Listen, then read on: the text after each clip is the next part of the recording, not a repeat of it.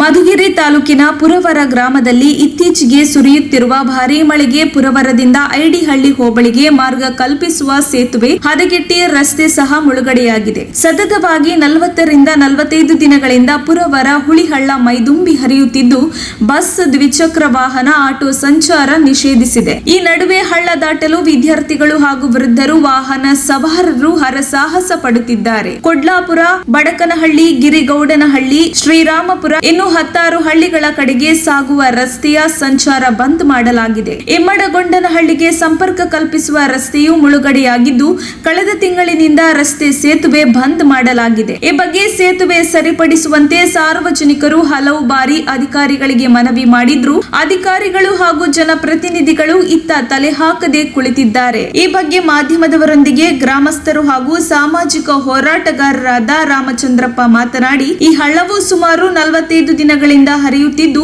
ಶಾಲಾ ಕಾಲೇಜು ವಿದ್ಯಾರ್ಥಿಗಳ ವಿದ್ಯಾಭ್ಯಾಸ ಕೂಡ ಕುಂಠಿತವಾಗಿದೆ ಹಾಗೂ ಗ್ರಾಮಸ್ಥರು ಕೂಡ ಓಡಾಡಲು ಆಗುತ್ತಿಲ್ಲ. ಆದ್ದರಿಂದ ಇದಕ್ಕೆ ಒಂದು ಶಾಶ್ವತ ಪರಿಹಾರವಾಗಿ ಸೇತುವೆ ನಿರ್ಮಾಣ ಮಾಡಿಸಿಕೊಡಬೇಕು ಹಾಗೂ ಈ ಎಲ್ಲಾ ಹಳ್ಳಿಗಳಿಗೆ ಪುರವರ ಕೇಂದ್ರ ಬಿಂದುವಾಗಿದ್ದು ದಿನದ ದಿನಸಿ ಪದಾರ್ಥಕ್ಕೂ ಕೂಡ ಇಲ್ಲಿಂದ ಪುರವರಕ್ಕೆ ಬರಬೇಕು. ಅಂತಹದ್ರಲ್ಲಿ ಪ್ರತಿದಿನವೂ ಈ ಹಳ್ಳ ಹರಿಯುತ್ತಿರುವುದರಿಂದ ಇಲ್ಲಿನ ಜನರ ಸ್ಥಿತಿ ಹೇಳತೀರದು. ಇಲ್ಲಿಯವರೆಗೂ ಯಾವುದೇ ಜನಪ್ರತಿನಿಧಿಗಳು, ಸಂಬಂಧಪಟ್ಟ ಅಧಿಕಾರಿಗಳು ನಮ್ಮ ಸಮಸ್ಯೆಯ ಬಗ್ಗೆ ಗಮನ ಹರಿಸಿಲ್ಲ. ಈಗಲಾದರೂ ಸಣ್ಣ ನೀರಾವರಿ ಸಚಿವರಾದ ಜೆಸಿ ಮಾಧುಸ್ವಾಮಿ ಗಮನ ಹರಿಸಿ ಶಾಶ್ವತ ಪರಿಹಾರವಾಗಿ ಸೇತುವೆ ಮಾಡಿಕೊಡಬೇಕೆಂದು ಗ್ರಾಮಸ್ಥರು ಮನವಿ ಮಾಡಿಕೊಂಡರು. ವರದಿ ಅಭಿದ್, ಮಧುಗಿರಿ.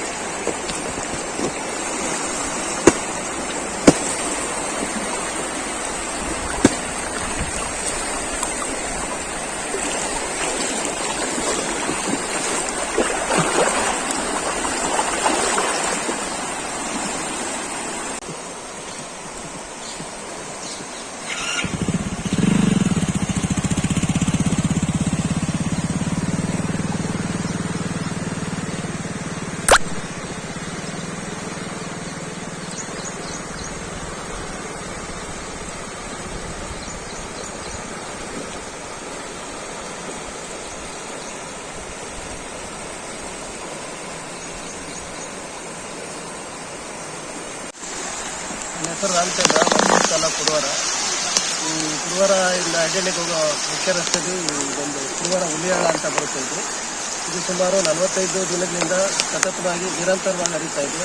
ಈ ಕಡೆ ಸುಮಾರು ಅಕ್ಕಪಕ್ಕ ಒಂದು 15 ಹಳ್ಳಿಗಳು ಬರ್ತವೆ. 15 ಹಳ್ಳಿಯಿಂದ ಈ ನಗರ ಪ್ರದೇಶಗಳಿಗೆ ಕೆಲಸಕ್ಕೆ ಹೋಗೋಂಥವ್ರಿಗೆಲ್ಲ ತೊಂದರೆ ಆಗಿದೆ. ಮತ್ತು ವಿದ್ಯಾರ್ಥಿಗಳು, ಶಾಲಾ ಕಾಲೇಜುಗಳಿಗೆ ಹೋಗೋ ವಿದ್ಯಾರ್ಥಿಗಳಿಗೆಲ್ಲ ಈ ಏನು ಇದರಿಂದ ವಿದ್ಯಾರ್ಥಿಗಳ ಭವಿಷ್ಯಕ್ಕೆ ತೊಂದರೆ ಆಗಿದೆ.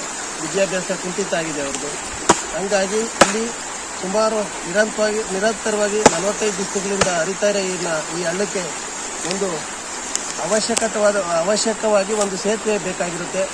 ಇದು ಸತತವಾಗಿ ಹರಿತಾನೆ ಇರುತ್ತೆ, ಯಾವಾಗ ನಿಲ್ಲುತ್ತೆ ಅಂತ ಹೇಳಕ್ಕೆ ಬರಲ್ಲ. ಇದು ಬಿಜ್ವಾದ ಕೋಡಿ ನೀರೆಲ್ಲ ಈ ಕಡೆಯಿಂದಲೇ ಬರೋದ್ರಿಂದ ಇಲ್ಲಿ ಸಾರ್ವಜನಿಕವಾಗಿ ಜಾಸ್ತಿ ತೊಂದರೆ ಆಗಿದೆ. ಈ ಕಡೆ ಯಾವುದೇ ಜನಪ್ರತಿನಿಧಿಗಳು ಈ ಕಡೆ ಭೇಟಿ ಕೊಟ್ಟಿಲ್ಲ. ಹಂಗಾಗಿ ಜನಪ್ರತಿನಿಧಿಗಳು ಈ ಕಡೆ ಭೇಟಿ ಕೊಟ್ಟು ಇಲ್ಲೊಂದು ಸೇತುವೆ ಆಗೋದಕ್ಕೆ ಒಂದು ಅವಕಾಶ ಕಲ್ಪಿಸ್ಕೊಟ್ಟು ಸೇತುವೆ ಮಾಡಬೇಕಾಗಿ ಮನವಿ. ಇದಕ್ಕಿಂತ ಮುಂಚೆ ಅಧಿಕಾರಿಗಳು ಅಥವಾ ಜನಪ್ರತಿನಿಧಿಗಳ ಗಮನಕ್ಕೆ ಏನೋ ಬಂದಿದೆಯಾ?